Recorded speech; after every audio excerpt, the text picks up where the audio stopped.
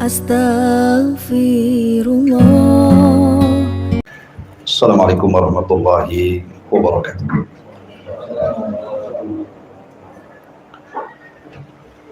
Bismillah wassalatu wassalamu ala rasulillah wa ala alihi wa sahbihi wa mawalah wa la hawla wa la quwwata illa billahi wa ba'du. Alhamdulillah, di malam hari ini kita bisa melanjutkan kajian kita, masih membahas surah Al-Fajr, dan kita masuk pada ayat ke-6 dari surah Al-Fajr. A'udzu billahi minasyaitonir rajim. Bismillahirrahmanirrahim. Alam tara kaifa fa'ala rabbuka bi'adin irama dhatil imad allati lam yukhlaq mithluha fil bilad wa thamud alladhina jabu as-sakhra bil wad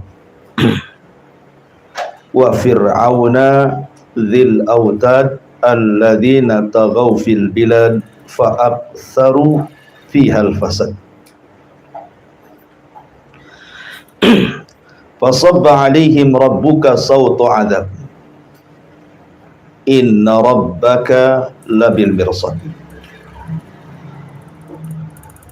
Allah subhanahu wa ta'ala berfirman, tidakkah engkau wahai Muhammad memperhatikan bagaimana Tuhanmu telah berbuat kepada kaum Ad. Siapa kaum Ad? Yaitu penduduk Iram, ibu kota Ad, yang mempunyai bangunan-bangunan yang sangat tinggi, yang belum pernah dibangun satu kota manapun seperti negeri-negeri yang lainnya. Dan terhadap kaum Tsamud, yang mereka memahat dan memotong batu-batu besar di lembah-lembah. Dan terhadap Fir'aun, yang mempunyai pasak-pasak bangunan yang besar, yang berbuat sewenang-wenang dalam negeri, lalu mereka banyak berbuat kerusakan di negeri tersebut. Karena itulah Tuhanmu menimpakan cemeti adab kepada mereka. Sungguh Tuhanmu benar-benar mengawasi. Baik. Di dalam ayat yang kita tadi baca di sini ada 3 kisah menarik yang kita bisa ambil petik ibrah dan pelajaran. Yang pertama kisah kaum Tsamud, kaum Adul. Kemudian yang kedua kisah kaum Tsamud, dan yang ketiga kisah Fir'aun. Tiga-tiganya adalah para pembangkang para nabi dan rasul, dan Allah jelaskan kesudahan mereka. Yang pertama kaum Ad, kemudian disusul dengan kaum Tsamud. Ulama mengatakan bahwa kaum Ad dan Tsamud itu sebelum kejadiannya Nabi Allah, lahirnya Nabi Allah Ibrahim alaihi salatu wassalam. Lah kaum Ad dan kaum Tsamud ini diutus kepada mereka Nabi Arab. Makanya orang-orang Arab sangat paham dengan kisah mereka.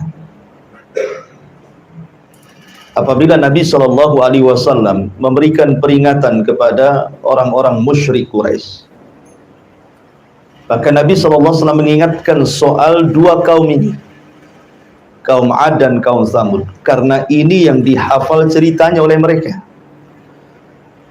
Adapun kaum-kaum yang lain dari para nabi Bani Israel, orang Arab tidak tahu. Karena Nabi SAW mengisyaratkan bahwa nabi-nabi Arab itu hanya ada 4 saja. Pertama, Nabi Hud diutus kepada kaum Ad, dan kita akan ceritakan. Yang kedua, Nabi Allah Saleh alaihi salam diutus kepada kaum Samud atau Ad kedua. Yang ketiga, Nabi Allah Shu'aib yang diutus kepada Madian. Dan yang terakhir, Nabi kita Muhammad sallallahu alaihi wasallam. Ma'asyiral muslimin yang dimuliakan Allah Subhanahu wa taala. Kaum Ad dan kaum Samud ini kedua kaum yang sama jenisnya. Artinya mereka diberikan banyak kenikmatan yang nanti saya akan sebutkan. Dan mereka kaum yang tidak pernah diciptakan sebelumnya. Memiliki badan-badan yang sangat besar, melebihi besarnya kaum Nuh sendiri. Padahal Nuh itu duluan. Baru setelah itu Nabi Allah pun diutus kepada Ad dan Nabi Allah Saleh diutus kepada Thamud. Tetapi fisik mereka melampaui fisiknya kaum. Makanya nanti Allah katakan fazadahum bastah. Fisik mereka itu besar-besar. Bahkan dalam kisah Israiliyat, karena fisik mereka besar sehingga kalau mereka menyerang sebuah kaum tidak perlu banyak-banyak ngirim pasukan. Cukup 2-3 orang saja itu sudah bisa menghancurkan sebuah kabilah. Lempari batu saja hancur untuk kabilah itu. Jadi tidak perlu banyak-banyak itu ya, satu kaum Ad menyerbu sebuah kabilah. Diutus saja 1-2 orang itu sudah hancur. Karena mereka diberikan kekuatan yang itu harusnya disyukuri tetapi mereka kufur. Baik, bagaimana kisahnya? Kita urut. Ma'asyiral muslimin yang dimuliakan Allah Subhanahu wa taala.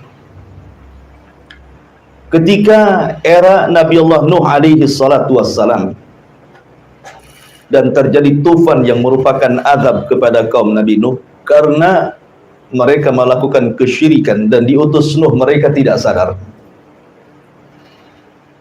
Dan mereka menyembah berhala-berhala yang ma'ruf menurut orang-orang Arab. Allah mengatakan la tadarunna waddan wala suwa'an wala yaghutsa wa ya'uqa wa nasra. Jangan kalian tinggalkan Wad, Yaghus, Ya'uq, Suwa dan Nasr. Ini amanatnya para pembesar kaum ketika Nuh berusaha untuk memalingkan sesembahan-sesembahan itu ke dalam tauhid. Ketika kemudian Nuh alaihi salatu wassalam berdakwah siang malam, bahkan Nuh itu berdakwah 950 tahun, bukan waktu yang singkat, lama. Tapi tidak ada tanda-tanda kaumnya beriman. Justru kaumnya malah hendak mencelakakan. Dari situ Nuh kemudian berdoa kepada Allah dan mengatakan, Rabbi inni maghlubun fantasir. Ya Rabb, aku akan dikalahkan oleh mereka, tolong aku. Maka Allah Subhanahu wa taala merintahkan untuk membuat kapal. Singkat cerita, akhirnya ketika azab Allah Subhanahu wa taala mau turun, maka Nuh diperintah untuk masuk ke dalam kapal membawa 3 putranya dan beberapa orang yang beriman serta beberapa binatang berpasang-pasangan. Maka datanglah banjir yang sangat besar, perpaduan hujan dan air yang muncrat dari bumi. Jadi satu. Kita aja di Batam nih kalau hujan 3 hari berturut-turut banjir. Ya. Bagaimana pula dengan hujan yang kemudian disatukan dengan air bumi? Air bumi dilautkan ke daratan, ditambah pula dengan hujan. Tentu akan semakin besar banjirnya. Sampai itu digambarkan ketika Nuh alaihi salatu wassalam hendak menyelamatkan salah satu putranya namanya Yam, atau menurut ahli kitab disebut Kan'an. Apa kata Nuh? Irkam ma'ana. Wahai anakku, naiklah ke perahu. Tetapi anaknya degil dan mengatakan sa'awi ilal jabal. Biarkan, aku akan naik saja ke gunung, enggak akan sampai banjir ini ke gunung. Tetapi Nuh mengatakan tidak ada yang selamat hari ini, nak naik. Namanya Nuh, lihat anaknya walaupun kafir, masih ada namanya sifat bapak itu kasihan dengan anaknya. Masih pengen menyelamatkannya. Tetapi karena memang Yam atau Kan'an ini tidak mau juga, maka Allah mengatakan innahu laisa min ahlik. Tinggalkan Nuh, dia bukan keluargamu lagi. maka Nuh meninggalkan yang akhirnya seluruh manusia tenggelam dan binasa karena Nuh berdoa kepada Allah, la tadhar 'alal ardi minal kafirina dayyara. Jangan kau tinggalkan satu jiwa kafir masih hidup di bumi. Itu doanya Nuh, menunjukkan apa? Tidak ada manusia yang hidup. Alasannya apa? In tadharhum, kalau engkau biarkan satu saja hidup dari mereka, maka mereka akan melahirkan orang-orang yang fajir, yang jahat-jahat. Intinya bahwa setelah banjir bandang ini, maka kemudian Nuh alaihi salam diselamatkan di sebuah bukit namanya Judi di Irak. Disitulah permulaan kehidupan manusia yang baru. Karena yang hidup hanya di perahu Nuh saja. Lah Nuh alaihi salatu wassalam itu ma'ruf memiliki 3 anak yang masih hidup dan 1 mati. Yang 1 kafir ya. Yang 3 namanya Syam, dan itu Abul Arab, seluruh orang-orang Arab turunan Syam. Ya. Kemudian ada Ham, dan itu bapaknya orang-orang Romawi dan orang-orang yang berkulit hitam. Kemudian ada Yafis, salah satunya keturunannya orang-orang Asia. Ya. Lah kata para ulama bahwa tidak ada manusia setelah tragedi banjir Nuh itu kecuali turunan 3 putranya, Syam, Ham, dan Yafis. Karena Allah yang mengatakan waja'alna min dzurriyyatihi humul baqin, dan kami jadikan yang tersisa manusia itu hanya dari turunan Nuh, ya, dari 3 putranya itu. Dari sini kata para ulama sejarah, Nuh itu disebut Abul Bashari Ats-Tsani, bapak manusia kedua setelah Adam. Karena tidak ada manusia di kolong langit yang hidup di zaman sekarang kecuali nasabnya pasti sampai kepada 3 putra Nuh ini. Kalau tidak Syam, ya Ham, kalau tidak Ham, ya Yafis. Dan 3-tiganya putra Nuh alaihi salatu wassalam. Makanya wajar kalau Nuh dikatakan bapak manusia kedua. Lah ketika anak-anaknya Nuh ini sudah mulai menyebar ke beberapa tempat, dan mereka masih mentauhidkan Allah subhanahu wa ta'ala, dan mereka masih melihat bagaimana sisa-sisa kehancuran kaum Nuh alaihi salam, sehingga mereka masih takut dan masih mentauhidkan Allah subhanahu wa ta'ala. Tetapi berlalunya zaman, berlalunya waktu, akhirnya iblis datang kepada kaum yang mentauhidkan Allah dari turunan Nuh. Mulailah kemudian mereka kembali menjadi penyembah berhala. Dan yang pertama kali menyembah berhala adalah kaum Ad dari turunan Nuh alaihi salatu wassalam. Kaum Ad inilah kaum yang pertama kali menyembah berhala. Menurut Ibnu Ishaq, seorang pakar sejarah, bahwa kaum Ad itu menyembah 3 berhala. 3 berhala yang mereka sembah. Pertama Somad, kemudian yang kedua Soda, dan yang ketiga Haba.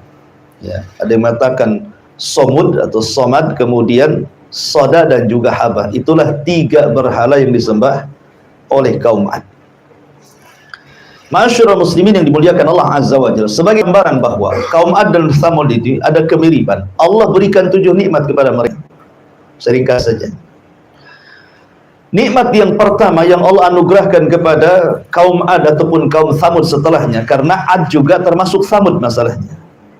Cuman Ad itu disebut untuk dibedakan antara Ad yang kedua, Allah menyebutkan Adanil Ula. Allah mengatakan bahwa kaum Ad itu disebut Adanil Ula, Ad yang pertama, adapun Tsamud itu Ad yang kedua. Artinya sama-sama kaum Ad itu sebenarnya. Cuman membedakan satu Ad, satu Tsamud gitu ya. Dan Tsamud itu nenek moyang orang Arab. Baik. Lah, di antara kenikmatan yang sangat besar yang Allah anugerahkan kepada kaum Ad adalah mereka menguasai ekonomi. Di zamannya mereka menguasai ekonomi, dan siapapun atau apapun negaranya kalau menguasai ekonomi pasti dia bisa menjajah negeri yang lain, ya kan? Ekonomi, kekuatan ekonomi itu bisa menjajah negeri yang lain. Lihat hari ini negeri-negeri yang kuat ekonominya, ya kan, negara-negara yang maju luar biasa bisa menjajah negara-negara yang tidak maju, kan. Lah kaum Ad itu dilebihkan ekonominya, sehingga dengan ekonomi mereka bisa menjajah negeri-negeri yang lain. Dan itu nikmat yang Allah anugerahkan kepada mereka, kuatnya ekonomi. Kemudian yang kedua, kaum Ad diberikan fisik yang sangat kuat. Kaum Ad itu diberikan fisik yang sangat kuat, sampai fisik mereka melebihi fisiknya Nabi Nuh. Tetapi tentu tidak mungkin melebihi Nabi Allah Adam alaihi salatu wassalam. Karena ada kisah-kisah Israiliyat yang kemudian mereka menggambarkan bagaimana fisiknya kaum Ad itu ada yang sampai 100 meter. 100 meter tinggi kali. Celana antum tidak bisa dipakai mereka. Apalagi baju nggak muat. Apalagi celana dalam. Kan itu ya. Artinya bahwa sampai mengatakan 100 meter. Ini mustahil. Nah, kisah ini tentu bertentangan dengan hadis Nabi SAW bahwa fisik yang paling tinggi, yang paling kuat, yang paling kekar, yang paling tampan hanyalah fisiknya Adam alaihissalam. Makanya ketika Rasul berjumpa dengan Nabi Yusuf saat peristiwa Isra Mi'raj, apa kata Rasul? Aku melihat Nabi Yusuf mendapatkan separuh ketampanan Adam. Separuh saja sudah memfitnah banyak wanita. Berarti Adam itu jauh lebih tampan dibandingkan Nabi Yusuf, kan itu kan separuhnya saja. Jadi kalau Nabi Adam hidup di zaman sekarang, mungkin semua wanita akan memandang Adam. Kalau Yusuf saja satu Mesir terfitnah, bagaimana pula Adam alaihi salatu wassalam. Dan ini mematahkan teori Darwin yang mengatakan manusia berasal dari kera, kan itu ya. Kera cakep atau tidak cakep? Mana ada kera cakep? Antum dandani, antum kasih bedak pun tidak akan cakep kera itu. Ya mungkin si Darwin saja yang ikut kera. Kita ikut Nabi Adam. Baik, masyarul muslimin yang dimuliakan Allah Azza wa Jalla. Jadi nikmat yang kedua, mereka diberikan fisik yang kuat, kemudian tinggi. Yang tadi saya kisahkan, kalau menghancurkan sebuah kabilah tidak perlu bawa pasukan, cukup dikirim 2-3 orang saja sudah cukup, gitu ya. Dilempari batu saja sudah mati semua satu kabilah. Karena di zaman Ad itu hanya Ad yang punya fisik seperti itu. Jadi kaum-kaum yang sezamannya itu ya kecil-kecil gitu ya, di bawahnya kaum Ad. Makanya kaum Ad itu menguasai, ya karena fisiknya yang besar, itu nikmat harusnya. Mereka syukuri, kan. Kita aja kalau masuk tentara, kalau pendek nggak keterima, kan gitu ya. Masuk tentara, masuk polisi itu diukur juga tuh tingginya tuh. Sehingga tinggi badan juga nikmat seharusnya. Ini yang kedua. Yang ketiga, Allah Subhanahu wa taala anugerahkan mereka memiliki strategis perang yang luar biasa. Dan mereka tidak pernah dikalahkan. Dan Allah mengatakan wa idza batashtum jabbarin. Ini biasanya untuk jimat. Anda dulu pernah baca kitab Mujarabat tuh. Kalau hendak nonjok orang tuh, baca katanya ayat ini. Wa idza batashtum jabbarin. Apabila mereka hendak menyerang, mereka tidak punya belas kasihan. Ya. Jadi kaum Ad itu punya strategis perang. Kalau nyerang itu tidak pernah kalah itu. Dan mereka kaum yang sangat bengis sekali, sehingga tidak ada satupun kabilah di zaman itu, karena kan belum ada negara-negara saat sekarang gitu ya, masih kabilah-kabilah juga, umatnya juga belum banyak di zaman itu. Tidak ada yang berani kalau diserang itu nyerang betul mereka, tidak punya belas kasihan sama sekali, karena mereka memiliki selain fisik besar gitu ya, memiliki strategis perang yang luar biasa. Ya, ini nikmat yang ketiga. Nikmat yang keempat, Allah Subhanahu wa taala berikan kesuburan. Ladang mereka subur, sawah mereka subur, ternak mereka subur. Pokoknya Allah berikan luar biasa nikmat dari dalam perut bumi itu. Subur. Ya kan? Makanya ketika kita bicara tentang negeri Sabah itu Allah mengatakan baldatun thayyibatun wa rabbun ghafur. Baldatun thayyibah, negerinya baik. Kenapa negerinya baik? Karena di negeri Sabah itu kebun-kebunnya itu semua tumbuh semua buah-buahan, biji-bijian. Anehnya lagi, tidak ada ulat, tidak ada semut, tidak ada serangga, tidak ada binatang. Gitu ya. Kalau kita masuk kebun tuh mikir-mikir takut ular. Kalau negeri Sabah tidak ada. Jangan lagi cerita ular, semut pun tidak ada, lalat pun tidak ada. Jadi masuk ke dalam kebun itu betul-betul menikmati. Jadi kalau ada seorang wanita masuk ke negeri Sabah, di atasnya ditaruh keranjang di atas kepalanya, tidak perlu dipetik, pulang itu sudah penuh tuh. Masuk kebun, keluar penuh, sudah penuh dengan buah-buahan di atas kepalanya. Jadi negeri Adi juga sama, disuburkan gitu ya. Ya, ini juga nikmat seperti negeri kita ini kan negeri subur dibandingkan negeri-negeri yang lain. Coba antum umroh sana. Lihat tuh Saudi itu padang pasir itu kering kelontang, nggak jelas itu ya. Tetapi karena kecanggihan teknologi, waktu saya di Yaman, subhanallah, padang pasir bisa disulap jadi sawah ditanami gandum. Gitu ya. Jadi setahun itu jadi padang pasir, terkadang hijau karena sudah kecanggihan teknologi di zaman sekarang itu. Ini nikmat yang keberapa? Nikmat yang keempat. Allah suburkan. Ya. Kemudian nikmat yang kelima, nikmat yang kelima yang Allah berikan kepada kaum Ad ini, mereka sanggup merubah tanah datar menjadi istana. Jadi mereka membuat, umpamanya ada tanah datar di padang pasir itu, diambil batu-batu dari gunung itu, kemudian mereka susun, mereka mampu membuat istana itu.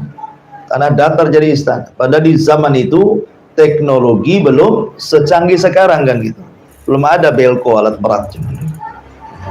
Tetapi bagaimana Allah Subhanahu wa taala berikan kekuatan mereka bisa menyulap tanah datar jadi istana. Bahkan yang nomor 6 yang luar biasa lagi, bukan hanya itu, bukit-bukit itu dipahat kemudian memiliki seni tingkat tinggi dan menjadi rumah-rumah singgah, bukan untuk ditempati, hanya untuk kebanggaan dan kesombongan saja. Jadi kalau mereka sudah jadi itu, mereka naik, kemudian ada orang lewat itu, maka diejeknya. Lihat rumahku jauh lebih indah dibandingkan rumahmu. Jadi hanya untuk ejek-ejekan, hanya untuk kesombongan saja. Ya. Kemudian yang kelima, yang terakhir, bahwa kaum Ad oleh Allah Subhanahu wa taala, ini nikmat yang paling besar dari 6 nikmat itu, diutus kepada mereka seorang nabi. Ini tidak ada nikmat melebihi diutus seorang nabi. Ya. Siapa yang diutus? Nabi Allah Hud alaihi salatu wassalam. Hud diutus kepada kaum Ad. Ma'asyiral muslimin yang dimuliakan Allah Subhanahu wa taala, sedikit saya akan bacakan beberapa ayat Al-Qur'an tentang kisah kaum Ad. Di dalam surah Al-A'raf ayat 69. Surah Al-A'raf ayat 69. Allah mengatakan, awa ajibtum an ja'akum dzikrum min rabbikum ala rajulin minkum liyunzirakum. Dan herankah kalian bahwa ada peringatan yang datang dari Tuhan kalian melalui seorang laki-laki dari kalangan kalian sendiri untuk memberikan peringatan kepada kalian. Jadi Allah Subhanahu wa taala utus Hud kepada mereka. Kenapa kalian heran? Makanya dalam ayat yang lain Allah mengatakan, wa ila adin akhahum hudan, dan kepada kaum Ad Allah utus saudara mereka. Siapa? Nabi Allah Hud. Kenapa Allah bahasakan saudara? Karena Hud alaihi salatu wassalam itu hidup di tengah-tengah mereka. Jadi kaum Ad itu tahu siapa Hud, mulai dari oroknya sampai kemudian besarnya, sampai dewasanya, sampai diangkatnya jadi nabi, mereka tahu. Dan Allah sudah persiapkan gitu ya. Karena Allah Subhanahu wa taala kalau mengutus seorang nabi dan rasul itu dicomot dari kaumnya. Makanya Allah mengatakan dalam Al-Qur'an, bagaimana Allah Subhanahu wa taala berfirman tentang Nabi sallallahu alaihi wasallam, gimana, walaqad ja'akum rasulun min anfusikum azizun 'alaihi ma anittum harisun 'alaikum bil mu'minina raufur rahim. Dan sungguh Allah telah utus kepada kalian seorang rasul dari jenis kalian, dari jenis kalian manusia, dari daerah kalian sendiri. Ya. Jadi mereka sudah paham siapa Hud itu sebenarnya. Kemudian Fitrah dakwah seorang nabi itu pasti mendakwakan tauhid. Yang pertama didakwahkan adalah dakwah tauhid. Tapi sebelumnya Hud alaihi salatu wassalam berusaha untuk mengingatkan nikmat. Pentingnya kita diingatkan nikmat, ikhwan, supaya jangan kufur. Ya. Makanya kemudian Allah mengatakan wadhkuru ij'alakum khulafa min ba'di nuhin wa zadakum fil khalqi bastah fadhkuru ala Allah la'allakum tuflihun. Kata Hud kepada kaum Ad, ingatlah ketika dia menjadikan kalian sebagai pengganti-pengganti kaum Nuh. Kalian ini pewaris kaum Nuh. Ya. Kemudian dan Allah subhanahu wa ta'ala telah lebihkan kalian dalam kekuatan tubuh dan perawakan kalian. Maka ingatlah akan nikmat-nikmat yang Allah anugerahkan kepada kalian supaya kalian beruntung. Jadi kaum Hud ini diingatkan oleh Nabi Allah Hud supaya jangan lupa nikmat. Allah sudah berikan ekonomi yang baik, Allah sudah berikan tanah yang subur, Allah sudah berikan fisik yang kuat, kalian bisa ditakuti oleh bangsa-bangsa yang lainnya. Maka syukurnya cuma satu, tauhidkan Allah, tinggalkan haba, tinggalkan somut, tinggalkan sodah. Patung-patung kali itu nggak ada gunanya gitu. Karena itu bentuk kekufuran nikmat. Jadi Hud mengajak mereka kepada tauhid, ani'budullaha wattaqu, sembahlah Allah dan bertakwalah kepada Allah azza wa jalla. Dan begitulah dakwah para nabi, dimulai dari tauhid. Bendera dakwah para nabi itu dimulai dari tauhid. Dan itu Allah subhanahu wa ta'ala katakan walaqad ba'athna fi kulli ummatir rasulan ani'budullaha wajtanibu taghut. Dan sungguh kami utus pada tiap-tiap umat seorang rasul utusan, tugas mereka hanyalah meneriakkan sembahlah Allah, tauhidkan Allah, jauhi sesembahan selain Allah alias taghut. Ya.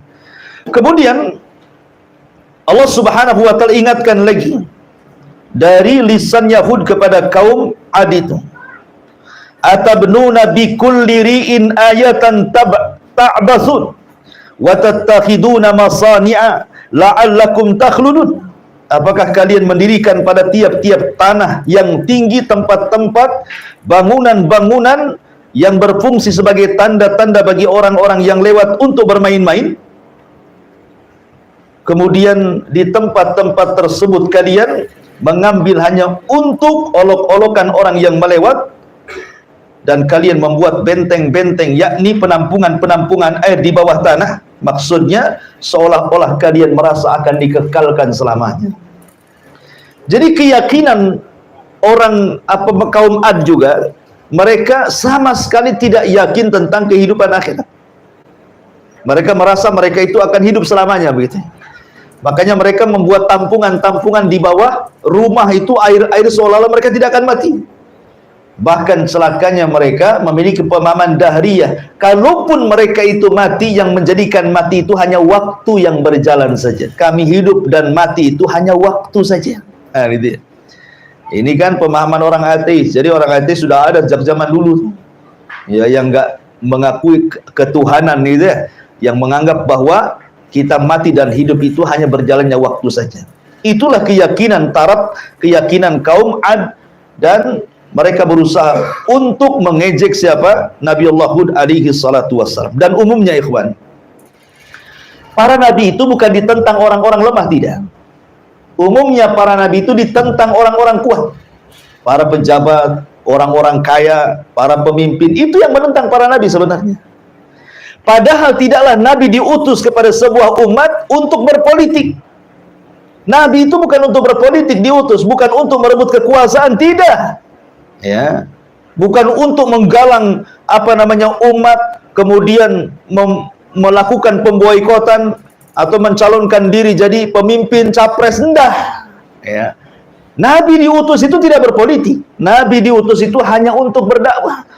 Seandainya seorang pemimpin masuk Islam, tidak mungkin dicopot dari kepemimpinannya, tetap dia pemimpin kan itu ya.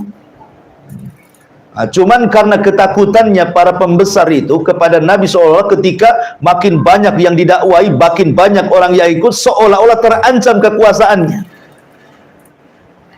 Ma'asyiral muslimin, dan itu akan terjadi pada setiap negara dan bangsa-bangsa. Ya, kalau ada seorang dai kemudian ada banyak pengikutnya, itu penguasa takut biasanya kan itu. Atau dimanfaatkan untuk kampanye, didekatilah ustadz-ustadz, kiai-kiai, masjid-masjid gitu ya. Ya, untuk bersuara biasanya. Karena paling efektif kampanye itu lewat tokoh-tokoh agama karena paling banyak pengikutnya masalahnya kan itu. Kemudian meyakinkan dengan dalil-dalil itu yang lebih hebatnya lagi. Orang yakin itu ya. Walaupun sebenarnya kibul semuanya. Taib, bayangkan Allah mengatakan di sini, qalal mala'ul ladzina kafaru min qaumihi. Pemuka-pemuka orang-orang kafir dari kaumnya berkata, inna lanaraka fi safahatin wa inna lanadhunnuka minal kadhibin. Kata mereka, sesungguhnya kami benar-benar memandang engkau wahai Hud kurang akal, dan sesungguhnya kami menganggap engkau wahai Hud adalah pendusta. Setiap dai pasti akan dilabeli dengan dua label ini. Ya, setiap dai yang mendakwakan tauhid loh ya. Setiap dai yang mendakwakan tauhid pasti akan dilabeli dengan dua sifat ini. Pertama dikatakan kurang akal, yang kedua pendusta. Coba saja kalau antum berdakwah tauhid, antum buatlah channel di YouTube gitu kan. Antum berantas kesyirikan. Antum berantaslah itu penyimpangan terhadap sunnah Nabi SAW. Oh, besoknya sudah ada itu yang nyaut, itu yang jawab gitu. Kan gitu ya. Oh, ini orang gila, mecah belah, itu macam-macam ngomongnya. Karena memang tabiat dakwah seperti itu. Nabi lo dikatakan pendusta, tukang sihir, tukang tenun, macam-macam Rasul itu. Maka Nabi Hud pun kurang lebih saja. Ketika Hud alaihi salatu wasallam mengatakan, ya qaumi ibudullaha ma lakum min ilahin ghairu afala tattaqun. Wahai kaumku, sembahlah Allah, tidak ada sesembahan selain daripada Allah subhanahu wa ta'ala, tidakkah kau bertakwa? Maka mereka mengatakan, wahai Hud, kau ini orang gila, ngapain kau berdakwah? Kau ini pendusta. Maka Hud mengatakan dengan lembut, ingat, ini juga salah satu tariqah dakwah gitu ya. Para nabi itu diceritakan dalam Al-Quran untuk diambil pelajarannya. Ketika kaum Hud itu berusaha dengan sangat keras, kasar gitu ya, menuduh macam-macam kepada Hud, tetapi Nabi Allah Hud menganggap dan membalas dengan kelembutan. Katakan kepada Nabi SAW, wa in kunta faddan ghalidhal qalbi lan faddu min hauli. Kalau engkau keras kepala wahai Muhammad, kau kasar kepada kaummu, maka mereka akan lari dari kamu. Makanya kelembutan itu asas dakwah. Apa kata Hud? Ya qaumi laisa bisafahatun walakinni rasulun mir rabbil alamin. Aku tidak gila, aku waras. Akan tetapi Allah mengutusku menjadi nabi kalian, menjadi rasul kalian yang membawa amanah dari Allah subhanahu wa ta'ala. Uballigukum risalati rabbi wa ana lakum nasihun amin. Akulah menyampaikan amanat Tuhanku kepada kalian saja, dan saya adalah penasehat yang amanah yang Allah tunjuk untuk mendakwai kalian. Ma'asyiral muslimin yang dimuliakan Allah subhanahu wa ta'ala, intinya bahwa Hud alaihi salam terus mendakwai kaumnya dan para pembesar, tetapi Allah subhanahu wa ta'ala takdirkan memang kaum itu mendustakan para nabinya. Makanya Allah mengatakan kadzabat adanil mursalin. Kadzabat adun al mursalin, telah mendustakan kaum Ad para rasul. Ya. Makanya ketika kemudian mereka mungkin sudah capek gitu ya, mungkin bahasa kitanya sudah bosan dengan ucapan-ucapan Hud ini, kemudian mereka mengatakan, ya Hud, ma ji'tana bibayyinatin wa ma nahnu bitariki alihatina an qaulika wa ma nahnu laka bimu'minin. Mereka kaum Ad mengatakan, wahai Hud, engkau tidak mendatangkan satu bukti yang nyata kepada kami kalau engkau seorang nabi. Engkau hanya manusia biasa. Kami makan, kau makan. Kami jalan, kau berjalan. Kau ke pasar, kami juga ke pasar. Untuk apa kami ikuti orang yang sama dengan kami, gitu maksudnya. Mereka mengatakan, kaum Ad ini, wahai Hud, engkau ini tidak ada bukti kalau kau seorang nabi. Dan kami tidak akan meninggalkan atau tidak pernah meninggalkan Tuhan-Tuhan kami gara-gara ucapanmu. Dan kami selamanya tidak akan beriman. Kata kuncinya langsung mereka keluarkan, tidak akan beriman. Kemudian mereka mengatakan, inna qulu illa taraka ba'du alihatana bisu. Kami hanya mengatakan bahawa sebagian sembahan kami telah menimpakan penyakit gila kepada kalian. Boleh jadi engkau itu wahai Hud kewalat dengan sesembahan kami katanya. Makanya sekarang kau jadi gila katanya. Gitu maksudnya ya. Ya. Jadi ketika Hud kemudian berusaha memperingatkan umatnya, janganlah sembahlah patung-patung itu. Patung-patung itu tidak membawa manfaat, tidak memudaratkan, bahkan akan mengancam azab kepada kalian. Mereka mengatakan, lihat, jangan-jangan Hud gila itu gara-gara ditimpa oleh Tuhan-Tuhan kami. Kewalat dia dengan kami, itu bahasanya. Ya. Maka kemudian mereka mengatakan, lain ata'tum basyaram mithlukum lain ata'tum basyaram mithlakum innakum idzan la khasirun aya'idukum annakum idza mittum wa kuntum turaban wa idzaman annakum mukhrajun. Dan sesungguhnya kalian menaati manusia seperti kalian, niscaya kalian akan benar-benar rugi. Apakah jika ia menjanjikan kepada kalian bahwa bila kalian telah mati dan telah menjadi tanah, kemudian telah menjadi tulang belulang, kalian sungguh akan dikeluarkan dari kuburan kalian? Hayhat lima tu'adun. Jauh sekali kebenarannya, mustahil. Mereka sudah mulai menentang, mustahil. Karena kemudian mereka tidak mau beriman lagi. Dan yang lebih parah lagi, mereka nantang. Ya, nantangnya apa? Minta azab dari Allah Subhanahu wa taala. Coba. Ya, tapi begini ya, mukjizatnya Nabi Hud itu luar biasa. Hud itu diberikan mukjizat oleh Allah. Apa mukjizatnya? Tawakal yang kuat. Hud itu diberikan oleh Allah mukjizat berupa tawakal. Jadi tawakal itu jadi mukjizat dia. Coba bayangkan. Kaum Ad itu kan besar-besar.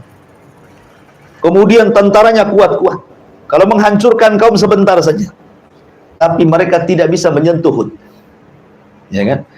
Bahkan Hud alaihi salatu wassalam sampai kemudian mengatakan, min dunihi fakiduni jami'an la tungzirun, katanya. Kalau kalian tidak suka denganku, kata Hud, kumpulkan kaum Ad semuanya, serang aku sekarang, jangan ditunggu-tunggu waktunya. Lihat, nantang ke Hud ini kan. Kenapa dengan begitu percayanya Hud mereka tidak bisa menyentuh dia? Karena Hud mengatakan, inni tawakkaltu Allah rabbi wa rabbukum ma min dabatin illa huwa akhidun binasiyatiha inna rabbi ala sirati mustaqim. Sesungguhnya aku bertawakal kepada Allah Tuhanku dan Tuhan kalian. Tidak ada satupun makhluk bergerak yang bernyawa, melainkan dialah yang memegang ubun-ubunnya. Sungguh Tuhanku di jalan yang lurus lagi adil. Jadi Hud ini sangat berani. Coba bayangkan, kaum Ad itu kan banyak, besar-besar gitu ya. Hud menantang, kalau kalian tidak suka denganku, kalian kumpul semuanya, serang aku sekarang. Seandainya antum diutus menjadi dai ke sebuah kampung, kampung itu banyak dukunnya, kemudian antum ngomong, kumpulkan dukun-dukun kalian, santet aku sekarang. Berani nggak antum ngomong gitu? Ya. Ini Hud begitu. Atau kumpulkan preman pasar kalian, ayo kumpul-kumpul semuanya, gabungkan dengan desa sebelah tuh, ayo serang saya. Berani nggak tuh mau begitu kan? Saya yakin nggak akan berani. Ya, saya aja nggak berani, apalagi antum. Gitu. Ya. Karena saya nggak punya mukjizat. Nabi Hud punya mukjizat, ya kan? Makanya dia berani yang mengatakan, fakiduni jami'an tsumma la tungzirun. Serang aku sekarang. Buat makar kalian sekarang juga, jangan ditunggu-tunggu, katanya. Kan? Tetapi kaum Ad memang tidak bisa menyerang Hud alaihissalam, menyentuh kulitnya pun tidak bisa. Itulah kelebihan namanya mukjizat Nabi Allah Hud alaihi salatu wassalam. Akhirnya kemudian mereka pun mengatakan kepada Hud alaihi salatu wassalam, sudah gini saja, kami semua tidak akan beriman kepada Muhammad. Nggak akan beriman. Macam mana kau ngoceh pun kami tidak akan beriman. Ya. Kalau engkau seorang nabi, fa'tina bima ta'iduna in kuntum minas sadiqin.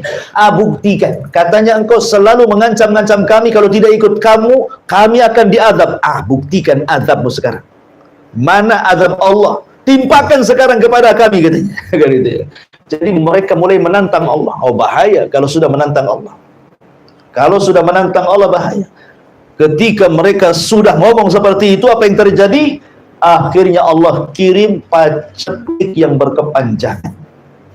Ada yang mengatakan 3 tahun tidak turun hujan, sehingga tanah menjadi kering kelontang. Tidak ada yang tumbuh satu tumbuhan. Binatang-binatang pada mati. Manusia sudah mulai kelaparan. Nikmat Allah sudah mulai dicabut karena mereka kufur kepada Allah Azza wa Jalla. Kebiasaan kaum Ad, kalau ada musibah maka mereka akan mengutus 70 orang pilihan dari orang-orang berakal mereka kemana? Ke haram. Ya, karena Ad itu posisinya di Ahqaf. Ahqaf itu gunung pasir, disebut Ahqaf namanya. Dan di dalam Al-Quran Allah jadikan 2 nama surat. Hud, Allah jadikan nama surat Suratul Hud. Kemudian Ahqaf, Allah jadikan nama surat juga Suratul Ahqaf. Ya kan? Jadi dua-duanya jadi nama surat tuh. Kalau Ahqaf itu artinya gunung pasir, letaknya antara Hadraul Maut dan Oman. Tengah-tengahnya itu Ahqaf. Disitulah kaum Ad tinggal. Artinya kan masih dekat dengan haram, Yaman. Ya kan, Yaman ke Mekah kan dekat. Jadi mereka ini, orang-orang pilihan ini, berangkatlah dari Ahqaf ini, menuju haram, tanah haram, menuju Ka'bah. Ya. Menuju tanah suci gitu. Maksudnya haram itu waktu itu memang sudah jadi tanah suci karena yang membangun pertama kali Ka'bah adalah malaikat. Kemudian setelah itu Adam alaihi salatu wassalam, kemudian hilang, baru kemudian diperbaharui oleh Ibrahim alaihi salatu wassalam. Jadi orang-orang 7 orang pilihan ini ke haram berdoa. Ya. Cuman masalahnya sampai di haram mabok pula mereka. Berzina pula mereka, disuruh sama kaumnya, suruh berdoa, sampai di haram malah mabuk. Coba bayangkan. Bejatnya orang-orang Adi.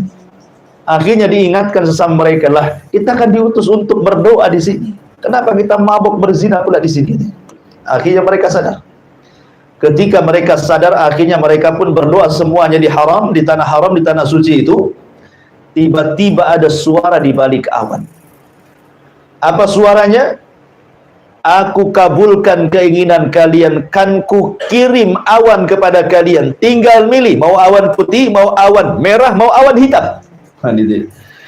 Mereka berpikir, wah, doa kita diijabah. Mereka suruh memilih awan putih, tak mungkin ada hujan. Awan putih itu terang, kan gitu ya.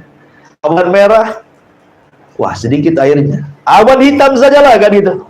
Karena biasanya kalau sudah gelap, ya kan, siang-siang ini teduh gitu, wah, ini mau hujan deras ini. Itu prasangka mereka. Makanya kemudian mereka pun pulang dengan bahagia karena mereka sudah dapat ilham.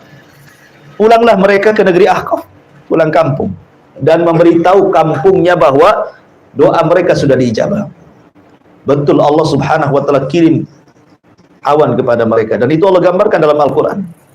Falamma ra'auhu aridan mustaqbila audiyatihim, maka ketika mereka melihat, ya, ada awan hitam yang menuju lembah-lembah mereka, ladang-ladang mereka, sawah-sawah mereka, semua keluar. Bayangkan, mereka tidak paham kalau ini ada. Jadi seluruh kaum Ad keluar dari rumah-rumah mereka, dari anak kecil, orang dewasa, laki-laki, perempuan, tua, muda, semua keluar.